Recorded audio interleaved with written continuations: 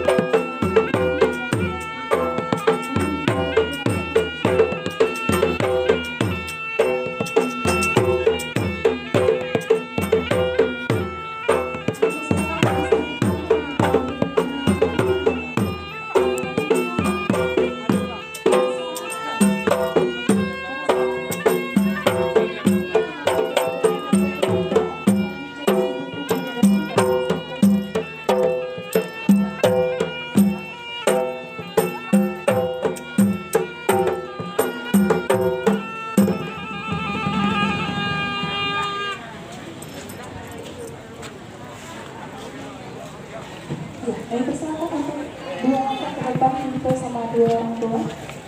Yang satu angka lagi dan ibu. Dan selanjutnya kita akan melaksanakan prosesi siti pribadi.